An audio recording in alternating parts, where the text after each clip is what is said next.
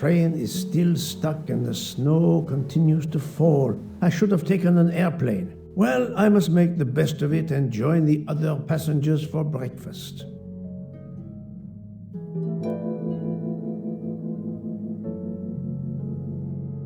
The train still hasn't left.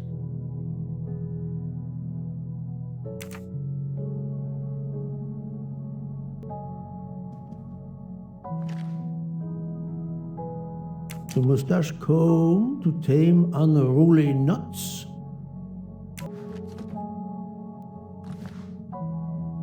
The finest of curling irons for the mustache.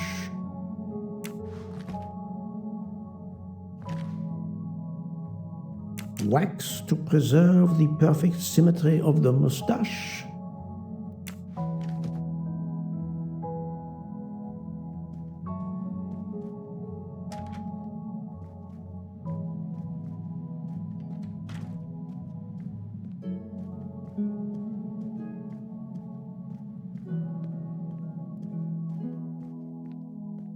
Good morning, Monsieur Michel. Good morning, sir.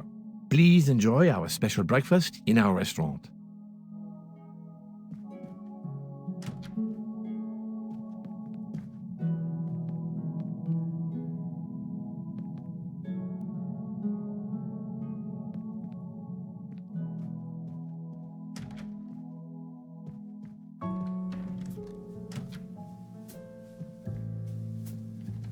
This delay is intolerable. I am supposed to be demonstrating the Firenze in Paris in 2 days. Ah, your electric car. Yes, that's bad luck. Bad luck? If I miss that demonstration, I'll be in deep trouble. Just text your people in Paris and warn them. Of course I tried that. But there is no network service in these mountains. My daughter said it would be the easiest way in the world. Just sit on the train until I got to Paris. And now we may be here for days, and my boat sails the day after tomorrow. How am I going to catch it now? I can't even send an email to cancel it. I'm just too mad to talk about it. My colleagues were to meet me in Paris. They will wonder what has happened to me. I can get no words to them. Good morning, madam. The snow is a predicament, is it not? I am Russian. Snow is no stranger to me. Ah, the accent. Would it be St. Petersburg? You are very perceptive. Monsieur Poirot, is it not? And may I take it, I have the honor of addressing Princess Natalia Dragomirov. We dispense with the old titles these days. My husband, all of my past, was taken from me by these Stalinists. When they were gone, I became director of the St. Petersburg Museum of Antiquities to restore and preserve what I can of my country's history. Still, the delay must be vexing. If I must be late for my appointments, then they will wait. I know that I would certainly wait, madame. It has been my extreme pleasure to make your acquaintance, madame. Au revoir, Monsieur Poirot.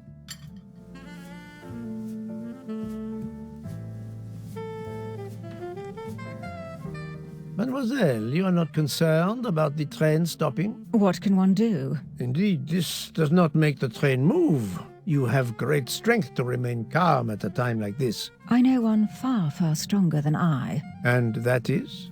Well, that old lady, for instance. You have probably noticed her. She just has to lift her little finger and ask for something in a polite voice, and the whole train runs.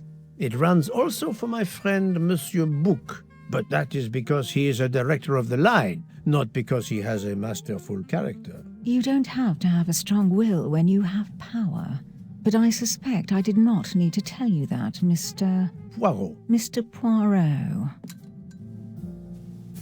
Good morning, Mr. Fauchet. You have early customers, I see. Yes, I am stuck serving here as well at breakfast.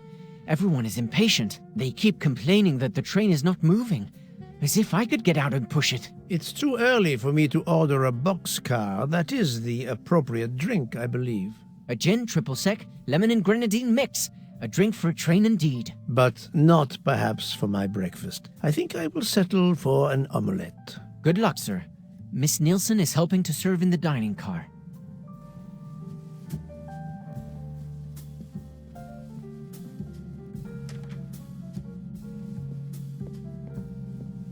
The Orient Express bar is certainly well stocked.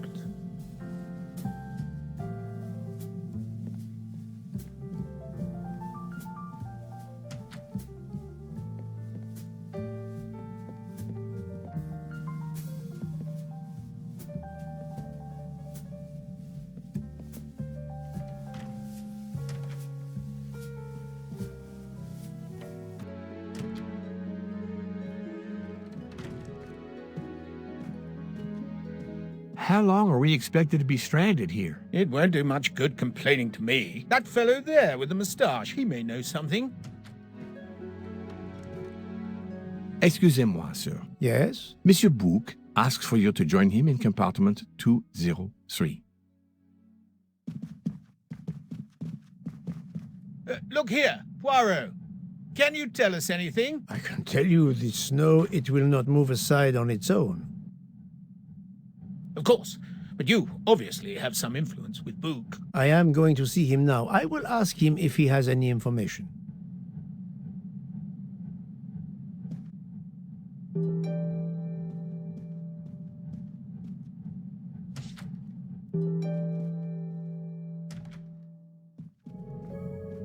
Ah, my good friend. Come in. We had need of you. What has occurred? A passenger lies dead in his bed. Stabbed. A passenger? Which passenger? In there. He's an American. A man called Ratchet. It was his valet masterman who was worried that Mr. Ratchet was not awake yet. Pierre Michel, the conductor, decided to break in and found the body. I see. Well, my friend, I think it is best not to touch anything and wait for the police to arrive. Oh, I tried to call the police, but there is no cell tower for many kilometers. We could be stuck in the snow for hours. The murderer is with us. On the train, now! The sooner we catch him, the sooner we'll be out of danger. The Dr. Constantine is already examining the body. Mon ami, this is not a missing train ticket. We must follow procedure. We must wait for the police to secure the crime scene. Please, Poirot. I will take full responsibility. Book, you ask. Well, if we cannot contact the outside world, then... Oh, you are going to drive me crazy. In truth, this problem intrigues me. I was reflecting not half an hour ago that many hours of boredom lay ahead whilst we are stuck here. And now, a problem lies ready to my hand. You accept then? C'est entendu. You place the matter in my hands.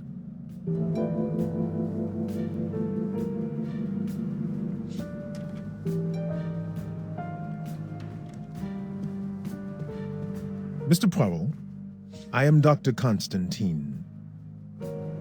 Forgive me, Doctor. You are a medical examiner? No, but I have assisted in post-mortems at Nairobi Hospital, where I am a teaching fellow. I am familiar with your excellent institution. I do not intend to perform a full autopsy, but a preliminary examination should be of some use. Of course. May I have a look? Then we can compare notes. Please, if you need any help, I won't be far away.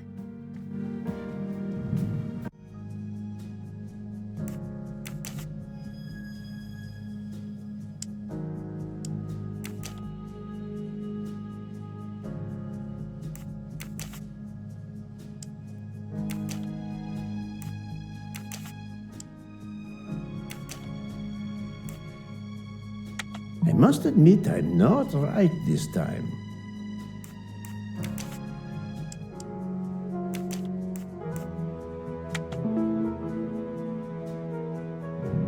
That's the right answer.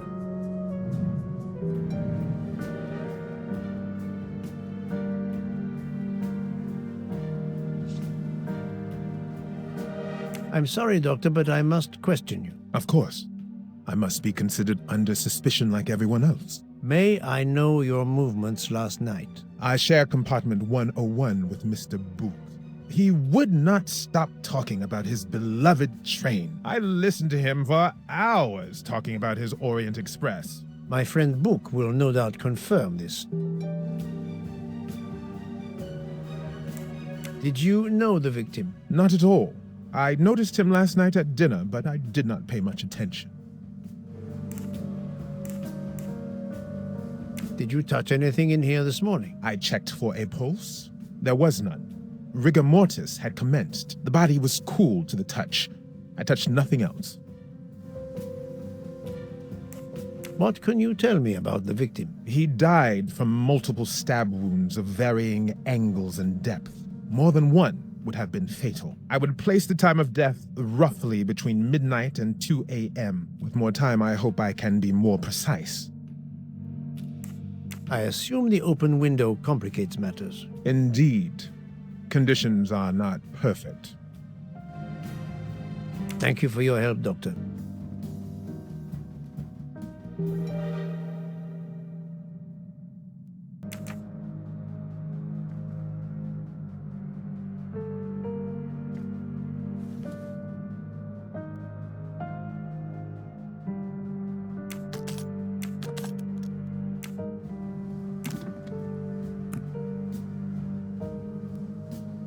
Expensive clothing, recently laundered.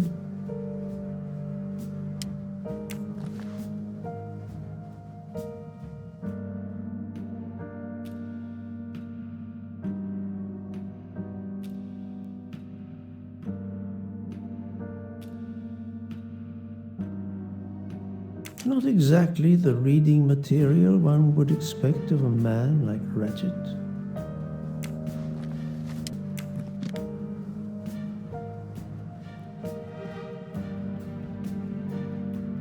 Where can the killer have gone? This door communicates with compartment 204. The latch is open on this side.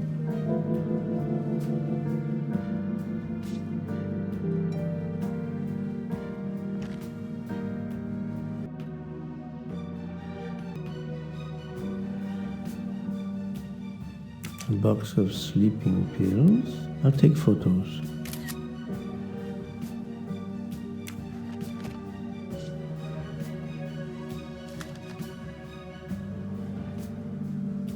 I wonder what could be in this photo.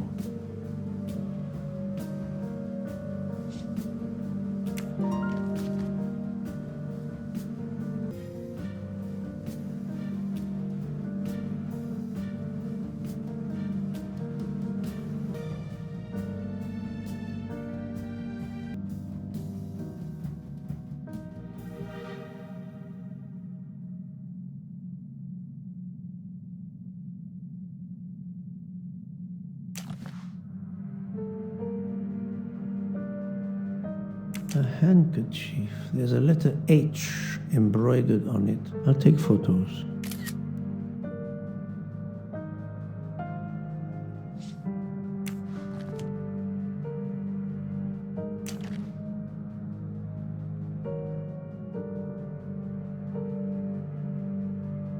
Did it belong to Ratchet?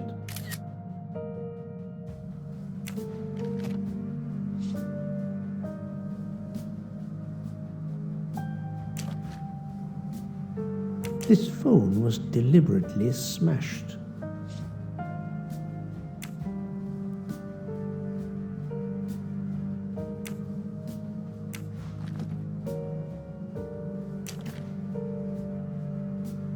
Last night, Monsieur Ratchet said he takes precautions. I see now what he meant. He knew he was in danger and wanted to be ready, yet it was no use to him. I will leave it here for the police.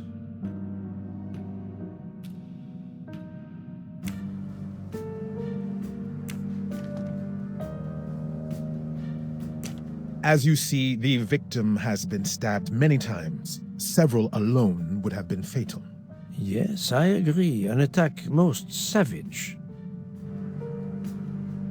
I will, of course, prepare a complete report on my findings. Thank you.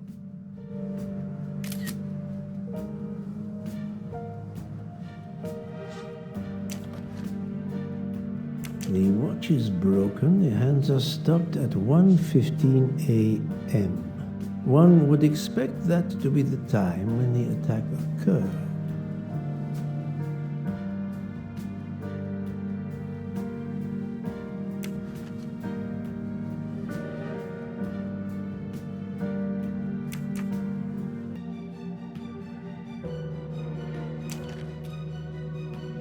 I'm sure I will find some interesting things inside.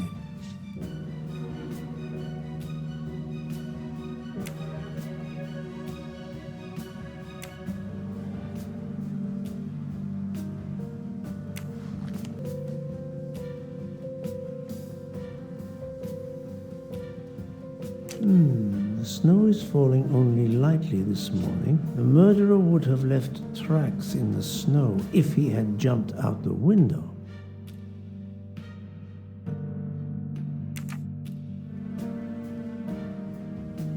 The chain lock is broken. Monsieur Michel told me that he broke the chain on the door to get into the room.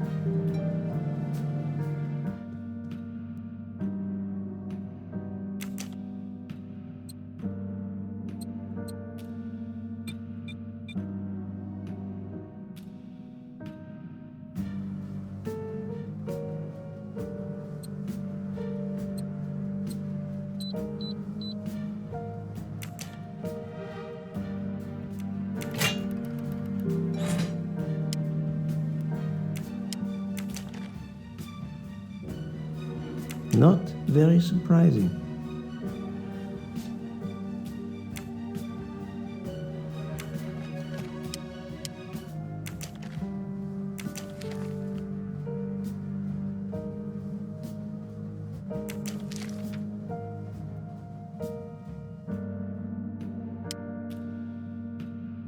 Ratchet had an appointment he will never keep.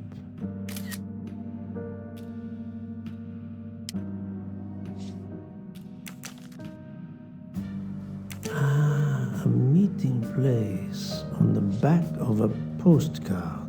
Someone with the initials A.W.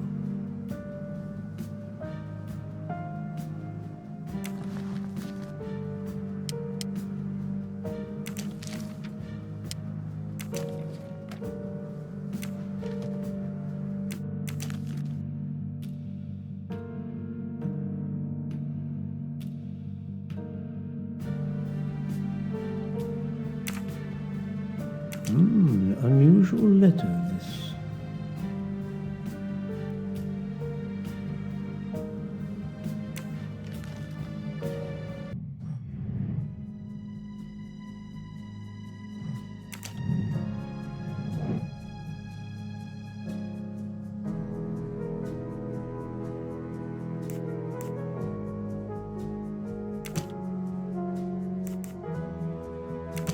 I must admit I'm not right this time.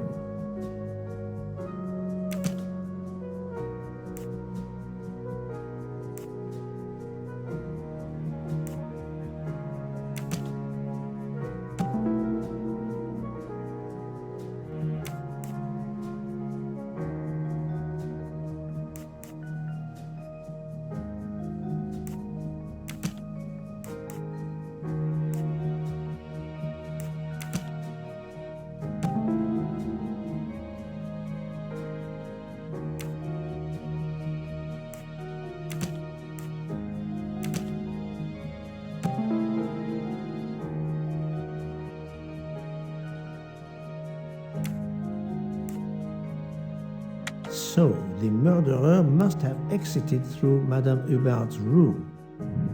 I'm right again. That happens to me a lot.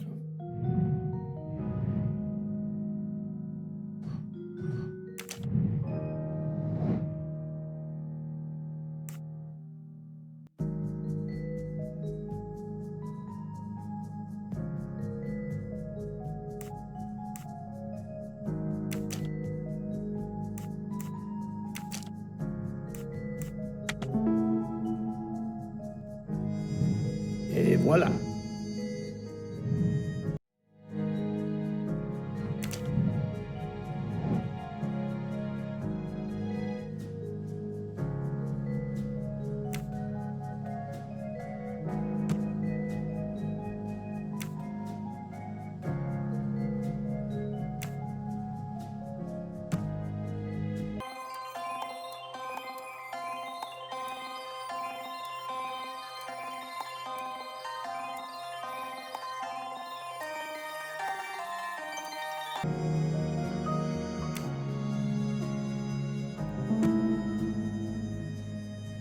For Daisy.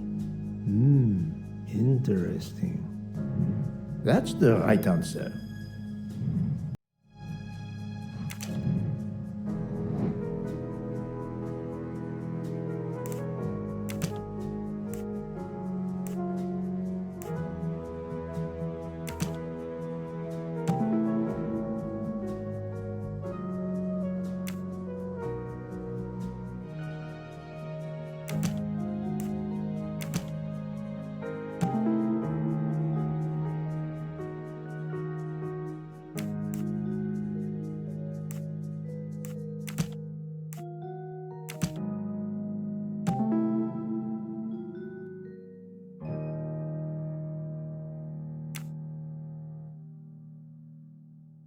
I can't imagine Ratchet taking a sleeping pill if he feared for his life. That's the right answer.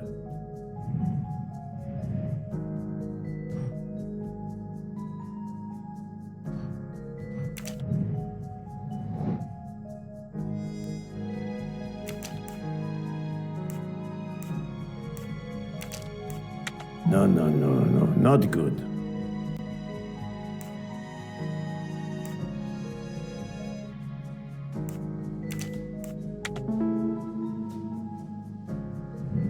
Et voilà. Seen everything I need at the moment. I am counting on you to finish your analysis. I'll have a more detailed report for you as soon as I can.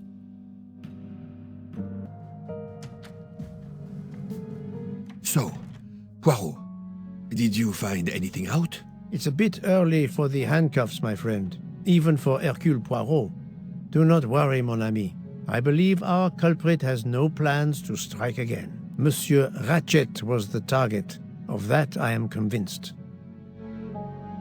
Tell me, Book, how did you spend last night? This is a joke, I hope. Don't you trust your old friend?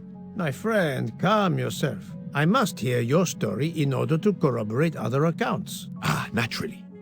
Let me see. I went to my compartment after dinner. Dr. Constantine was already there. We talked about his career. He's a Cambridge man, you know. After university, he returned to his country and has done much good there. He was so interested in the Orient Express. I told him all the anecdotes I know. I'm not certain when we fell asleep, but it was very late. Here is what I have found out. Monsieur Ratchet was stabbed many times. I also found threatening letters in his safe. He had a loaded gun under his pillow, so he was on guard, ready to defend himself. However, there was an empty glass with white residue at the bottom. I suspect a barbiturate. Perhaps he was forced to take it. In any case, I am certain he was unconscious, unable to defend himself. I also found several other items at the crime scene, possibly related to the murder. They must be investigated. By all means, Poirot.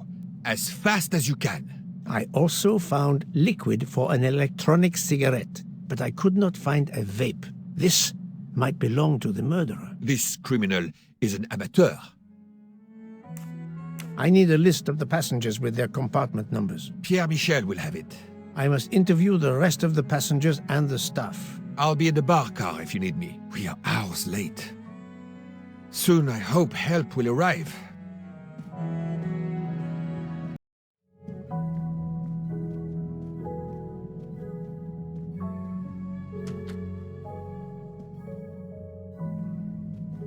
Monsieur Edward Masterman, I believe.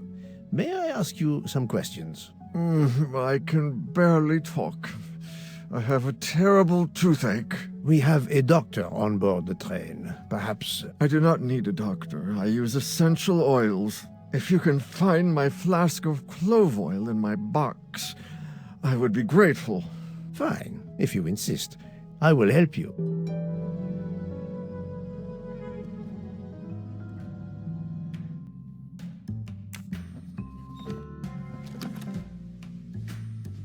By the smell, I think that the jojoba oil spilled on the other bottles, leaving their labels illegible.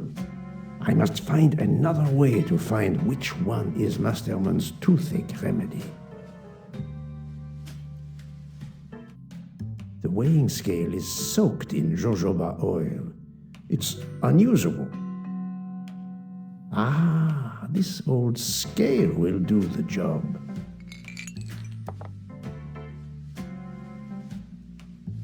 To start, I must first arrange the vials from the lightest to the heaviest.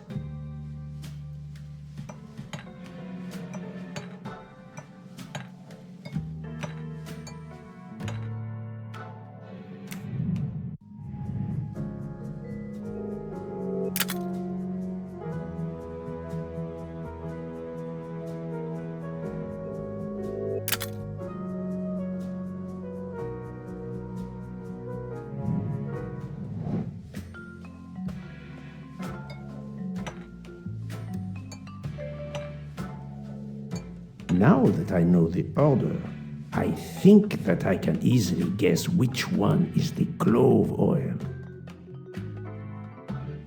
I don't think this is the remedy. Here is Monsieur Masterman's remedy.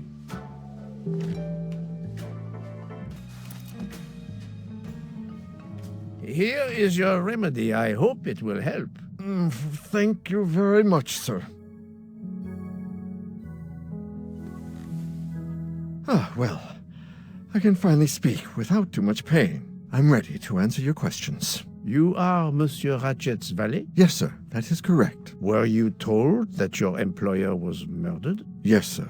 A very shocking occurrence.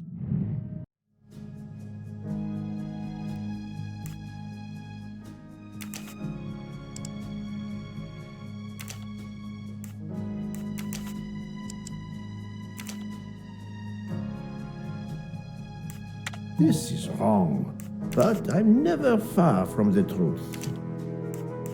I must admit I'm not right this time. No, not good.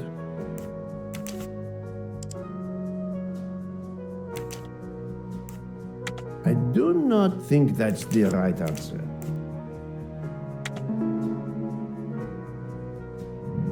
My little gray cells did not let me down. At what hour did you last see Monsieur Ratchet? It must have been around 9 p.m., sir. That or a little after. I went to bed around 10:30 p.m., same as the person who shares my room, Mr. Foscarelli. He almost immediately began snoring. What did you do then? I read, sir, and I spent a while soothing my toothache with clove oil and listening to the snoring. Did you hear anything during the night? Yes, my roommate's snoring. Are you a smoker? Yes, sir. I have a cigarette now and then to relax. Tell me about your employer, Monsieur Ratchet. I've been working for him for 9 months. I should not wish to speak ill of the dead, but he was not a gentleman, sir. Did you know that he had enemies? Yes, sir. I heard him discussing some threatening letters, sir, with Mr. McQueen. Did he mention these letters to you? He had been reading a letter when I came in. He asked me if I was the one who put it in his compartment. I told him that I had done no such thing, and he should report it to the police at the next station. How did he respond? He laughed, sir. You're joking. I do not joke, sir. Forgive me, I can see you do not. Was he taking sleeping pills? Always when traveling by train, sir. He said he couldn't sleep otherwise. Last night he asked me to give him 2. I did so, along with a glass of water. He dissolved them in the water. Did you see him drink the water? No, sir. I left right after I gave him the pills. Was Monsieur Ratchet a smoker? No.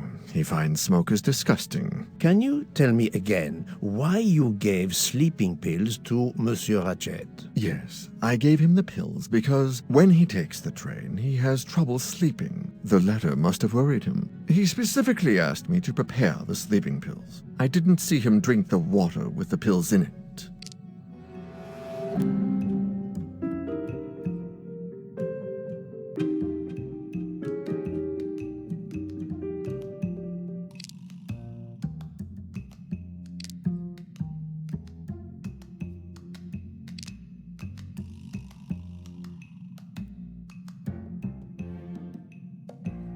I need some hard evidence to prove he's lying.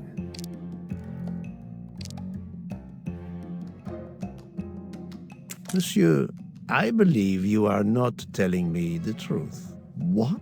How can you say that?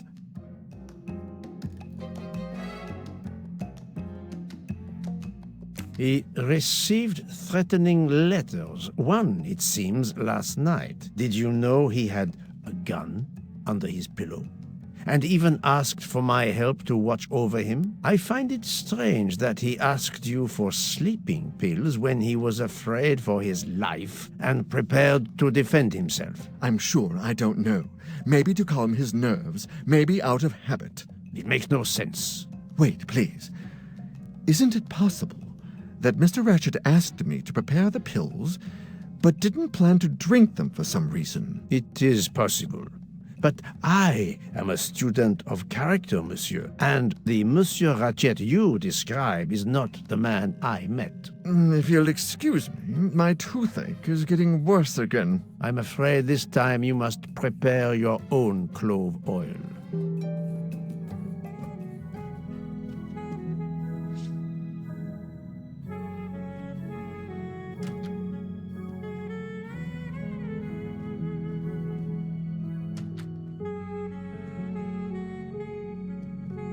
I believe I am addressing Monsieur Hector McQueen. Guilty as charged. I beg your pardon. Oh, sorry. Just an expression. My father used to say it. You must have had an interesting childhood. I am Hercule Poirot. No need to be modest. You're a detective. You are Monsieur Ratchet's secretary? I am Mr. Ratchet's secretary. Just over a year. I mainly take care of translating certain texts for him. Mr. Ratchet only speaks English. Prepare yourself for a shock. Your employer, Monsieur Ratchet, is dead. So they got him after all. What do you mean? You are assuming he was murdered? I know he had enemies. What can you tell me about Monsieur Ratchet? He was American. He was an antiques dealer. I don't know much more. Mr. Ratchet never talked about himself or his life. But I think Ratchet wasn't his real name. And he left the United States to run away from something, or someone. Yes? He started getting letters, threatening letters. Do you still have them? I have one. Did you know that Monsieur Ratchet had asked for my help? Asked you? No, I didn't know. He knew he was in danger. When did you last see him? Last night around 10 o'clock, I should say. Did you like your employer, Monsieur McQueen? No, I did not. He was, I'm sure, a cruel and dangerous man. Can you tell me your movements last night? I went back to my compartment. I read a little. In Belgrade, I went out onto the platform to smoke, but it was cold. I quickly went back in. I then went to Mr. Ratchet's compartment to take some dictation for him. I left around 10 o'clock. I saw Captain Arbuthnot. We ended up chatting in my compartment. Then we went out on the platform to quickly stretch our legs at Vinkovsky. He left around 2 o'clock. Thank you. I will need to check Monsieur McQueen's story with Captain Arbuthnot. I found a diary in Monsieur Ratchet's safe. Did you know about it? I kept a business appointment book, but I know he had a personal diary as well. That looks like it. Are you a smoker? Yes, I smoke cigarettes. I've tried to quit, but no luck. Can you give me this letter, please? Of course, here it is. Was Monsieur Ratchet a smoker? No, he hated the smell of smoke.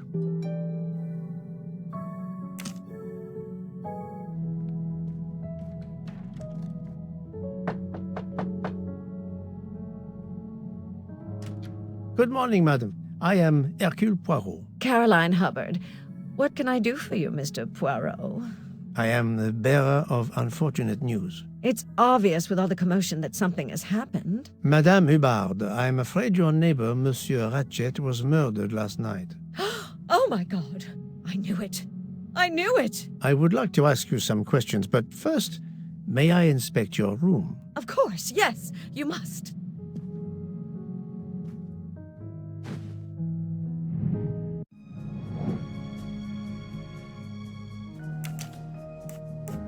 Think, Poirot. No, not good.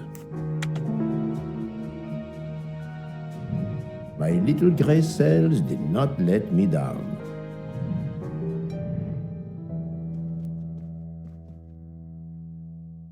Madame, please tell me about last night. The murderer was right here in my compartment.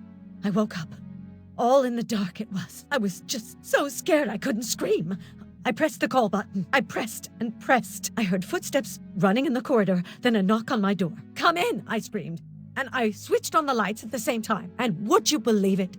There wasn't a soul there. You think he went back into the other compartment? How do I know where he went? I had my eyes shut tight. The conductor came in. I told the man what had happened, and he didn't seem to believe me. I asked him to search the room, but he found nothing. I told the conductor to look at the door between the compartments, and sure enough, it wasn't bolted. Well, I soon saw to that. I told him to bolt it, then and there. How is it you didn't bolt the door between the two compartments? But I had.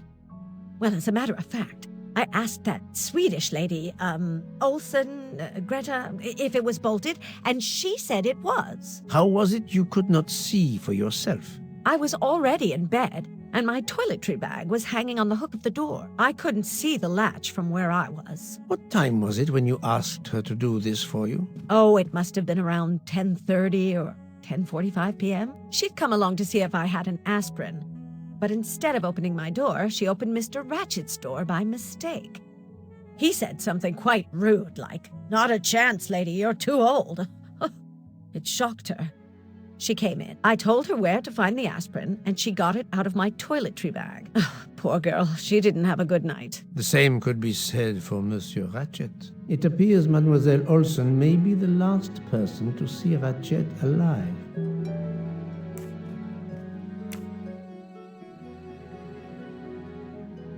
Is this your handkerchief? No, not at all. Yet it is embroidered with an initial H, like your name. I don't care. It's not mine, and I would certainly never buy something so impractical as that frilly thing.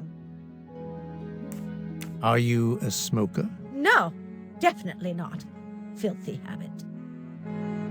Are you a smoker? No, definitely not. Filthy habit. I have not finished inspecting your room. If you don't mind,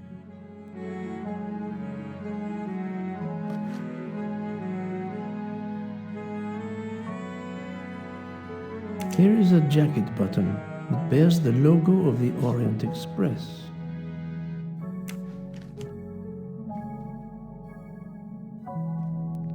Let's see if Mrs. Hubbard was telling the truth about the latch of the connecting door.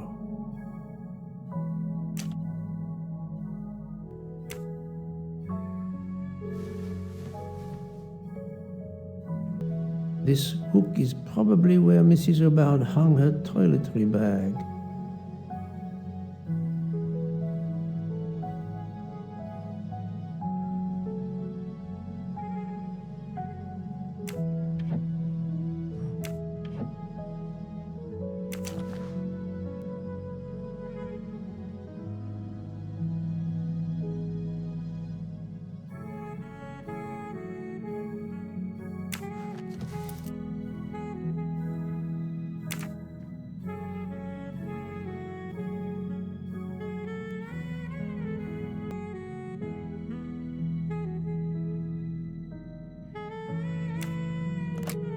This door connects to Monsieur Ratchet's compartment. It was latched on this side.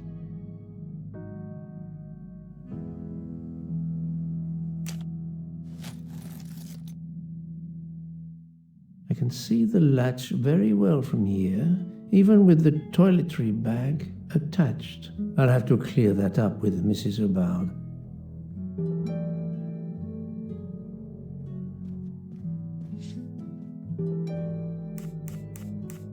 I found a jacket button on your table. It looks like it belongs to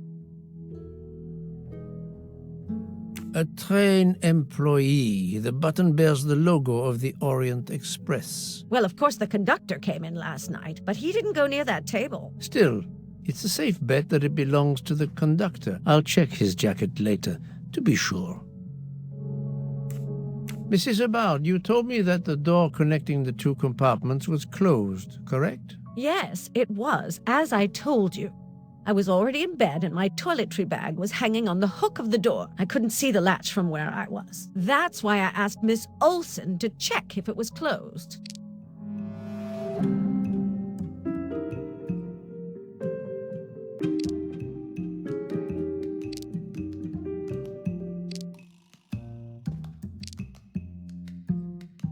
Are you sure everything you've told me is accurate, Madame Hubbard? Of course. I have an excellent memory.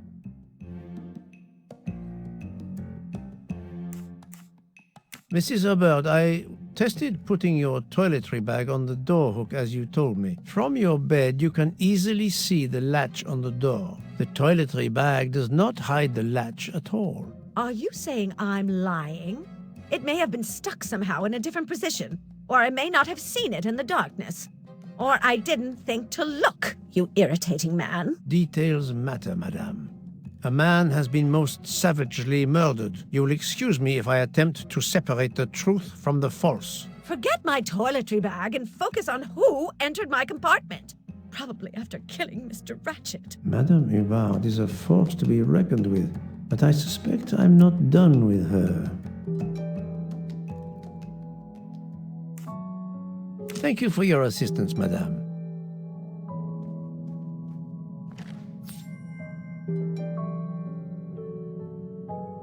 Another delightful trophy for my collection.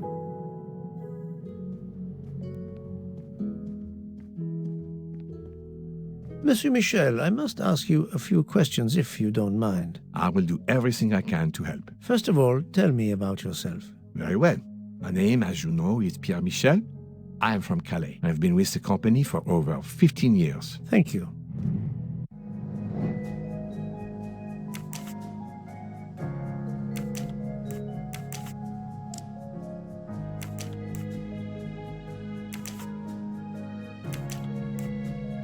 This is wrong. No, not good.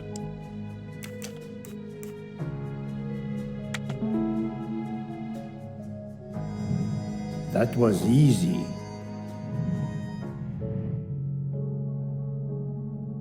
Can you provide me with a listing of the passengers and their rooms, please? Yes, certainly.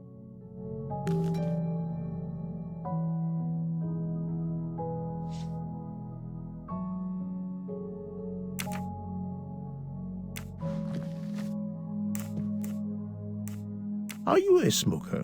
Indeed. Do you smoke e-cigarettes? No, tobacco only.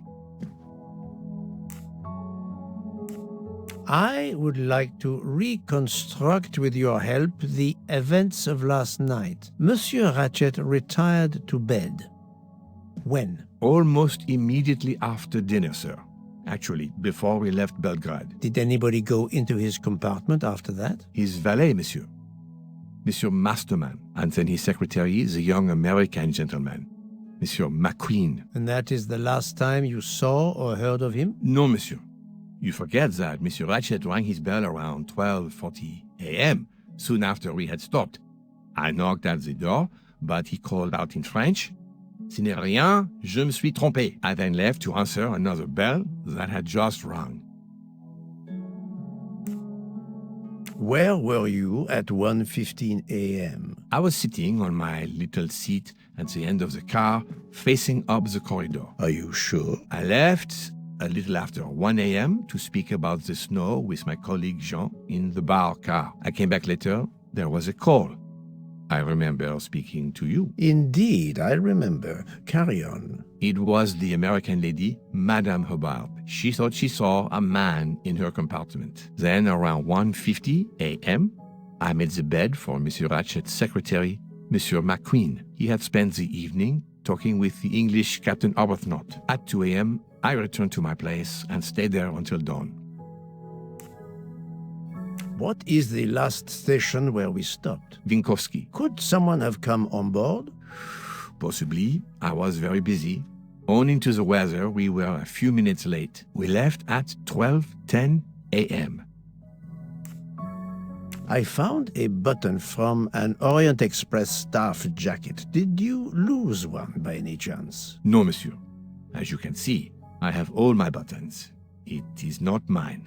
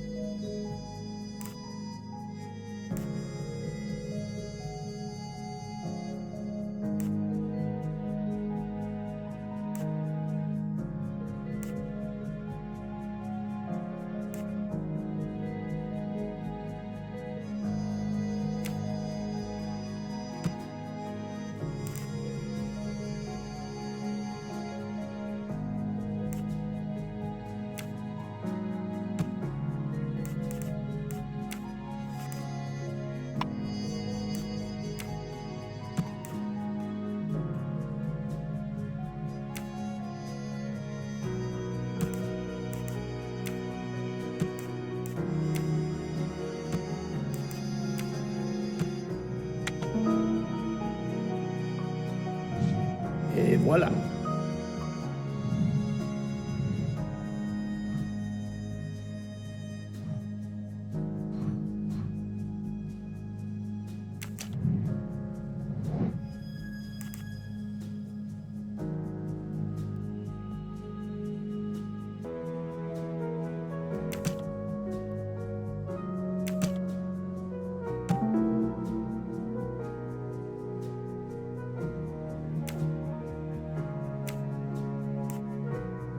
While Monsieur Michel was chatting with Monsieur Fauchet in the bar car between 1 a.m. and 2 a.m., the murderer could have escaped Ratchet's room without being seen. That's the right answer.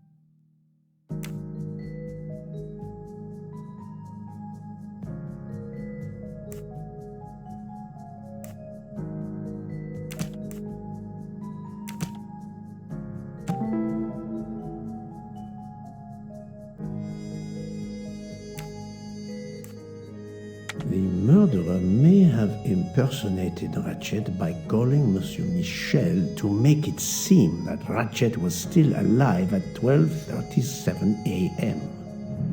Et voilà.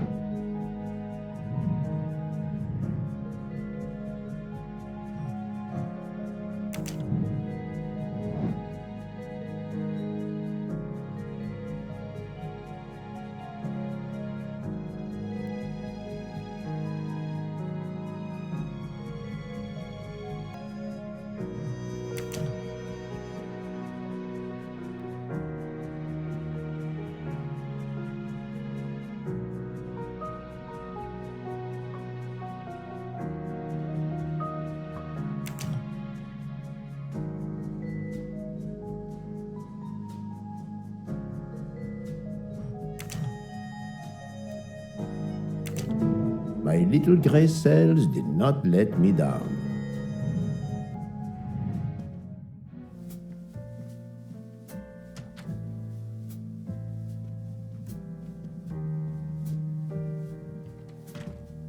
So, my friend, have you found our killer? Not yet, but I will tell you what I have learned. Please.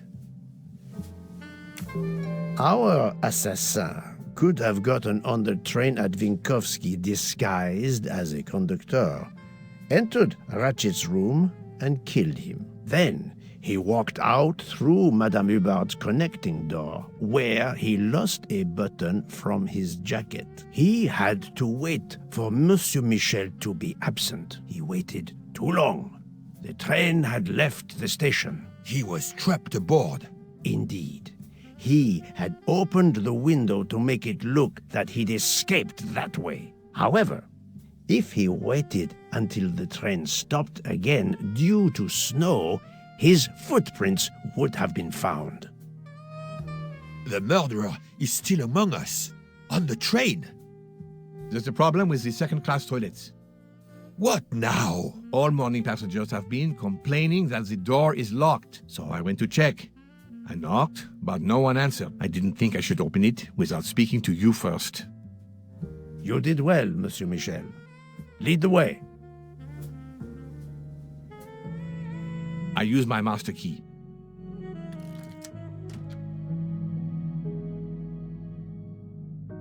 But who is she? Is she alive? She is breathing. Then if she isn't dead, isn't she our murderer? That, my friend, is what we must find out.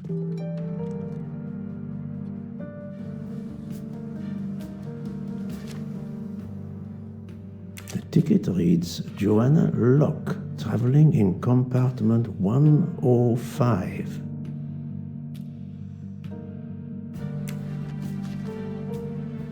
Miss, can you hear me?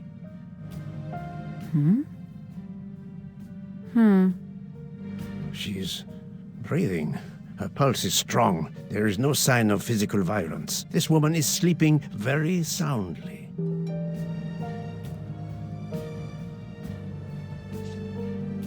The train is, of course, full. Monsieur, the list I gave you indicates that Hildegard Schmidt shares her compartment. I will want to talk to her later. For now, we will concentrate on this mysterious young lady. Let's return her to her more comfortable bed. Good idea. Pierre, locate this woman's room and fetch the doctor. Yes, sir. This woman is sound asleep. Given her location, I would say she has been drugged and deposited here. Well, at least it's not another murder on my train. I will question her when she wakes up. Please, let me know what you learn. Mademoiselle Locke's compartment is 105. I suggest we return her to her more comfortable bed. Yes, hopefully she will awaken soon.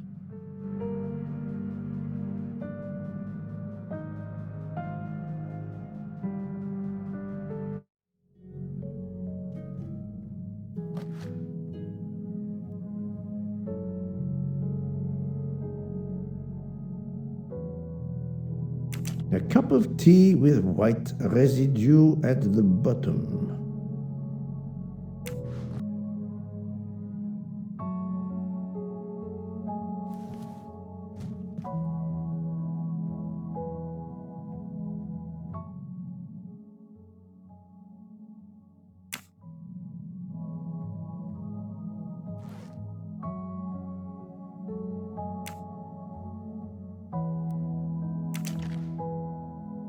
A briefcase and a wagon-lit conductor's jacket, and a button is missing.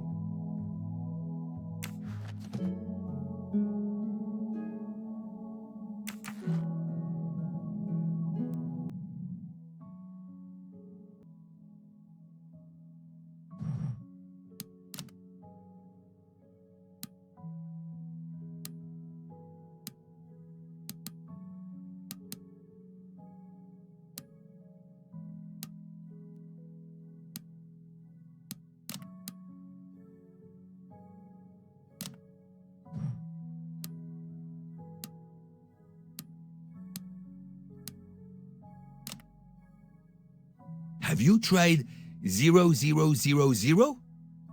But of course you know what you're doing. It is booby-trapped, is it?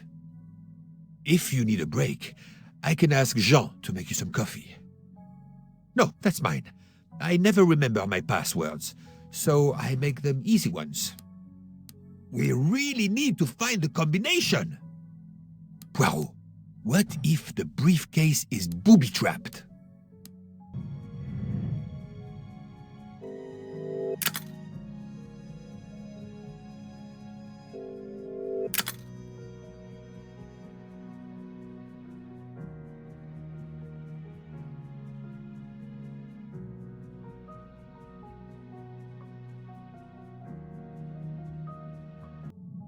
So, Poirot, any luck so far? But of... Book. Silent like a mouse, please. I'm sorry. You're right. I'll be quiet now. You need to concentrate. I will not utter another word. Not one. Book. There will be another murder on the Orient Express in a moment.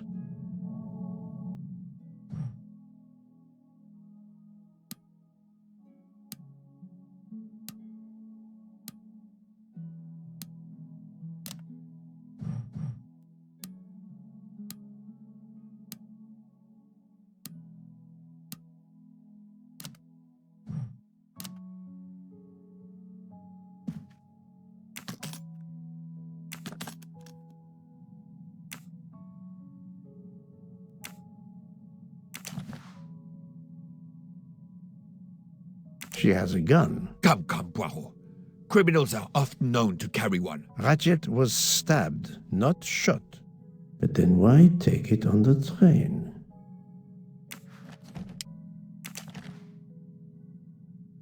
Her driver's license confirms her identity. She is American. These are fake IDs. It's certain.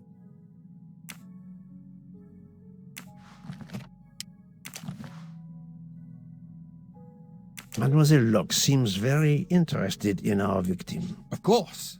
She has studied her target. Possibly.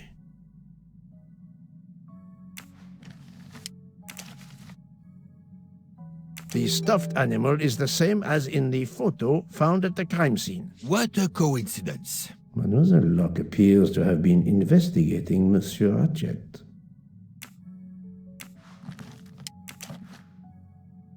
This badge says that Joanna Locke is an American detective with the Berkshire Police Department in Massachusetts. An American police officer? Oh. Look, she's waking up. Thanks to you, I would not be surprised if our murder victim were also waking up. What?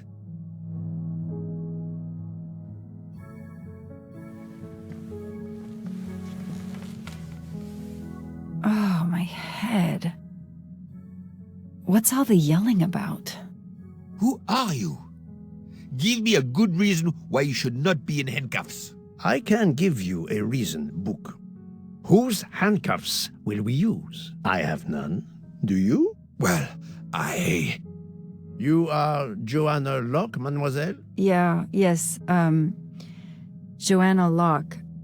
I'm a detective. Berkshire, Massachusetts Police. I have found your credentials, mademoiselle. And I know who you are, Mr. Poirot. Then, if the introductions are complete, perhaps the explanations may begin. I'll try. It's simple, really. I'm on the trail of a murderer.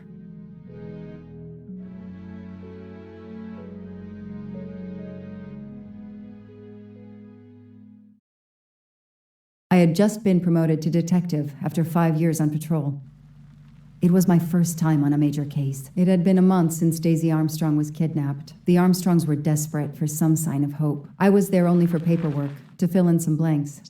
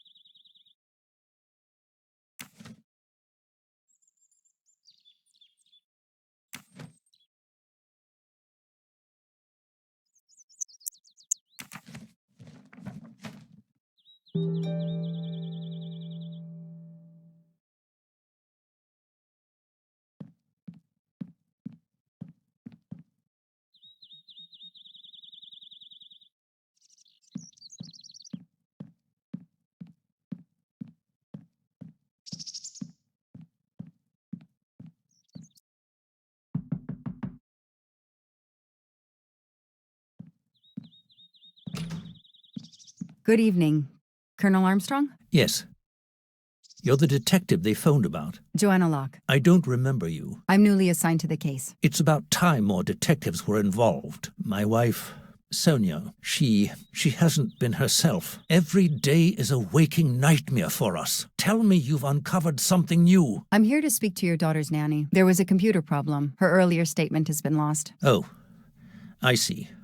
We had hoped. Well, do as you wish. I won't be far if you need me.